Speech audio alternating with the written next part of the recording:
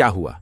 जब अयोध्या में प्रकट हुआ साक्षात पुष्पक विमान, राम मंदिर में काम कर रहे मजदूरों ने जब यह नजारा देखा तो सभी के पैरों तले जमीन खिसक गई। 22 जनवरी, प्राण प्रतिष्ठा से पूर्व अयोध्या में इतने बड़े चमत्कार का होना सभी को आश्चर्य में डाल रहा है। कुछ लोगों ने इसके साक्षात दर्शन किए हैं, जिन्होंने अपनी आंखों देखी जो बताएं उसे सुनकर आपकी भी रोंगटे खड़े हो जाएंगे। आगे बढ़ने से पहले अगर आप एक सच्चे सनातनी हैं, प्रभु श्री राम को अपना आराध्य मानते हैं, तो इस वीडियो को लाइक करके कमेंट बॉक्स में जय श्री राम जरूर लिखें। दोस्तों, 22 जनवरी 2024 को रामलला अयोध्या के नए भव्य मंदिर में विराजमान होंगे। इस शुभ कार्यक्रम के लिए पूरे देश में निमंत्रण बांटा जा रहा है। शहर से लेकर गांव तक, घर घर अक्षत वितरण में बच्चों से लेकर बड़े तक सहयोग कर रहे हैं।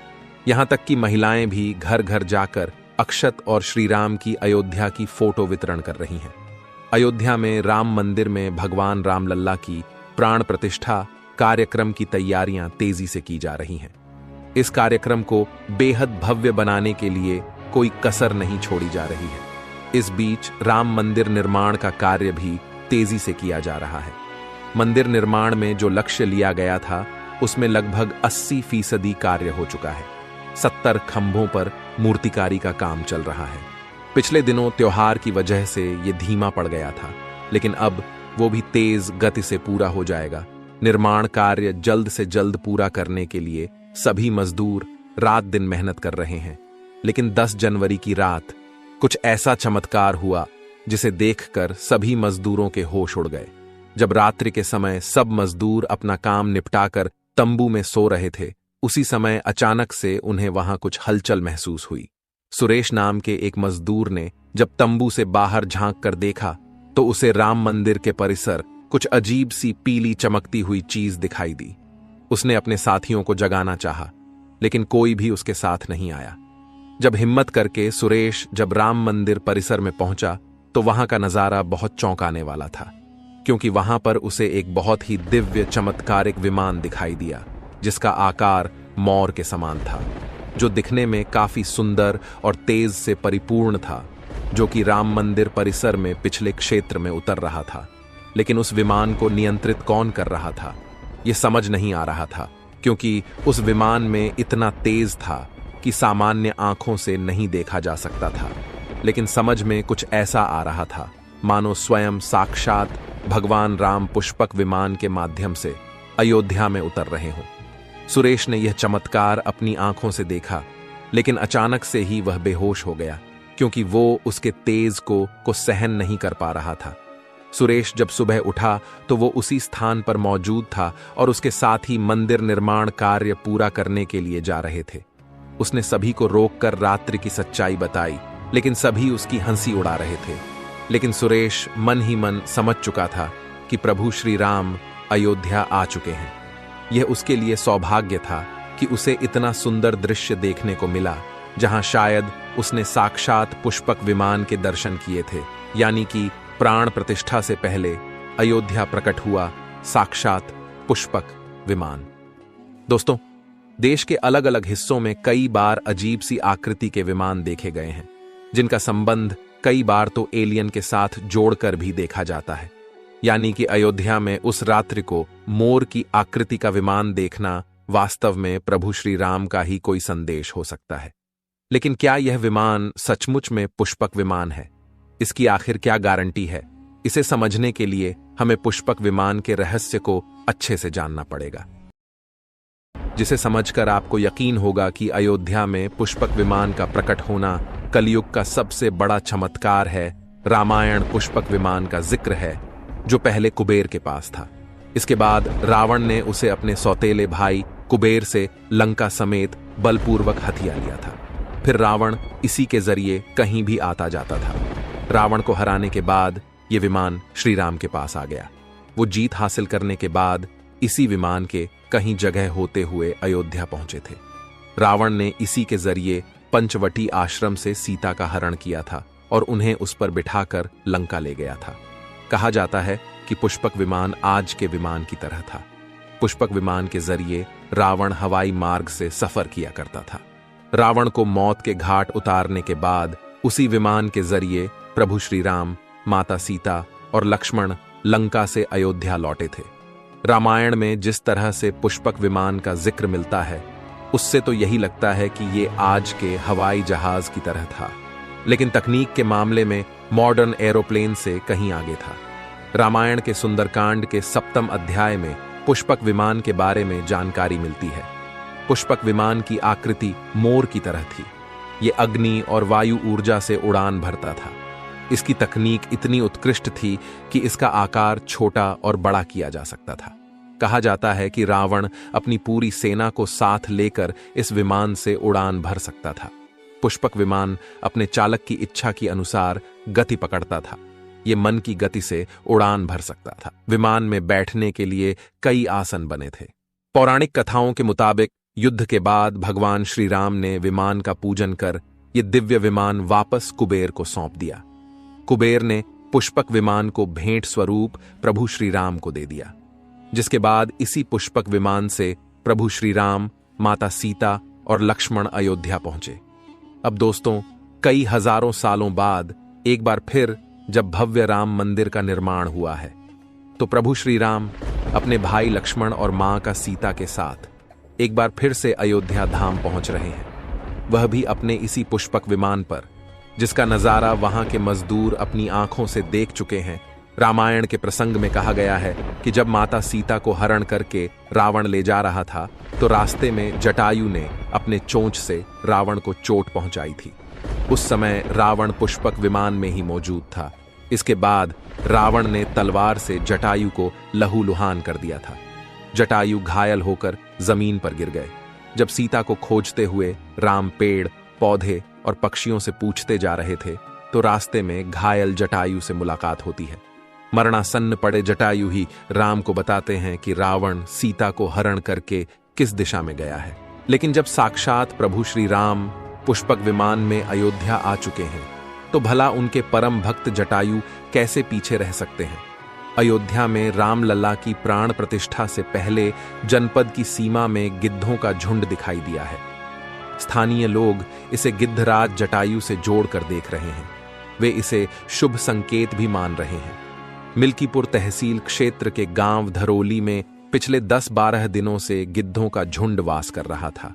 हालांकि उस गांव से गिद्ध उड़ गए हैं, लेकिन अयोध्या की सीमा में यहां वहां दिखाई दे रहे हैं। गांव वालों का कहना है कि पिछले 20 वर्षों से हम लोगों ने इलाके में गिद्ध नहीं देखे। अब जब राम मंदिर बन रहा है, तो इस गांव में लगभग 50 की संख्या में गिद्ध आकाश में दिखाई दे रहे हैं। उनमें से 10-12 गिद्ध गांव में ही सेमल के पेड़ पर वास कर रहे थे। गिद्धों के दिखने की घटना को ज्यादातर लोग राम से जोड़कर देख रहे हैं और शुभ संकेत भी मान रहे हैं। 22 जनवरी को होने वाले प्राण प्रतिष्ठा के समारोह में देश के प्रधानमंत्री नरेंद्र मोदी ने देश विदेश की कई महान हस्तियों को निमंत्रण दिया है। लेकिन आपको जानकर हैरानी होगी, नेपाल में भी कुछ विशेष लोगों को समारोह में आने का निमंत्रण दिया गया है। इसके पीछे का रहस्य जानकर आपके भी होश उड़ जाएंगे, क्योंकि नेपाल को भगवान श्री राम का ससुराल कहा जाता है। क्योंकि नेपाल एक समय पर जनकपुर धाम था, जहां के राजा थे राजा जनक, और उनकी पुत्री मां सीता वहीं पर भूमि में से प्रकट हुई थी। जनकपुर धाम, जिसे मिथिला भी कहा जाता था। मिथिला संस्कृति में यह मान्यता है कि जब बेटी का गृह प्रवेश होता है, तो उसके मायके से तोहफा और अन्य सामग्री भिजवाई जाती है। इसी परंपरा के मुताबिक जब प्रभु राम का मंदिर में गृह प्रवेश होगा, तो सीता जी की ओर नेपाल से अयोध्या उपहार आ रहे हैं, जिसे भार यात्रा का नाम दिया गया है। राम मंदिर की प्राण प्रतिष्ठा के लिए भगवान राम के ससुराल नेपाल के जनकपुर से कपड़े, फल और मेवा के साथ साथ उपहारों से सजे 1100 थाल आने वाले हैं। इसमें आभूषण, बर्तन, कपड़े और मिठाइयों के अलावा भार भी आएगा, जिसमें 51 प्रकार की मिठाइयां, दही, मक्खन और चांदी के बर्तन शामिल होंगे। 22 जनवरी को प्राण प्रतिष्ठा समारोह होने वाला है। इसके लिए श्री राम जन्मभूमि तीर्थ क्षेत्र ट्रस्ट की तरफ से भगवान राम की ससुराल नेपाल के कई गणमान्य लोगों को निमंत्रण पत्र भेजे गए हैं। दोस्तों, आज हम राम मंदिर को बनते हुए देख रहे हैं। यह हमारा सौभाग्य है। लेकिन इस भव्य राम मंदिर के बनने में कई हजारों कारसेवकों और राम भक्तों का बलिदान छुपा है। उस समय आक्रमणकारियों ने काशी, मथुरा के साथ ही अयोध्या में भी लूटपाट की और पुजारियों की हत्या कर मूर्तियां तोड़ने का क्रम जारी रखा। लेकिन 14वीं सदी तक वे अयोध्या में राम मंदिर को तोड़ने में सफल नहीं हो पाए, क्योंकि हर बार राम मंदिर और अयोध्या की रक्षा करने के लिए आसपास के राजा मदद भेज देते थे। हजारों साधुओं ने भी मंदिर की रक्षा के लिए अपने प्राणों की आहुति दे दी। विभिन्न आक्रमणों को झेलते हुए श्री राम की जन्मभूमि पर बना भव्य मंदिर 14वीं शताब्दी तक बचा रहा। कहते हैं कि सिकंदर लोदी के शासनकाल के दौरान यहां भव्य मंदिर मौजूद था। 14वीं शताब्दी में हिंदुस्तान पर मुगलों का अधिकार हो गया और उसके बाद ही राम जन्मभूमि एवं अयोध्या को नष्ट करने के लिए कई अभियान चलाए गए। 1527-28 में इस भव्य मंदिर को तोड़ दिया गया और उसकी जगह बाबरी ढांचा खड़ा किया गया। कहते हैं कि मुगल साम्राज्य के संस्थापक बाबर के एक सेनापति ने बिहार अभियान के समय अयोध्या में श्री राम के जन्म स्थान पर स्थित प्राचीन और भव्य मंदिर को तोड़कर एक मस्जिद बनवाई थी। 19 जनवरी 1885 को हिंदू महंत रघुबीर दास ने पहली बार इस मामले को फैजाबाद के न्यायाधीश पम हरिकिशन के सामने रखा था। इस मामले में कहा गया था कि मस्जिद की जगह पर मंदिर बनवाना चाहिए, क्योंकि वह स्थान प्रभु श्री राम का जन्म स्थान है। वर्ष 1947 में भारत सरकार ने मुसलमानों को विवादित स्थल से दूर रहने के आदेश दिए और मस्जिद के मुख्य द्वार पर ताला लगा दिया गया, जबकि हिंदू श्रद्धालुओं को एक अलग जगह से प्रवेश दिया जाता रहा।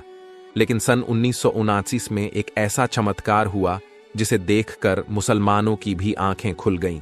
यह रामलल्ला का बहुत बड़ा चमत्कार था कि मस्जिद के अंदर से अचानक ही रामलल्ला की मूर्ति प्रकट हो गई। कुछ कट्टरपंथियों का कहना था कि कुछ हिंदू दलों ने रात्रि के समय चुपके से यहां पर मूर्तियां रखी है।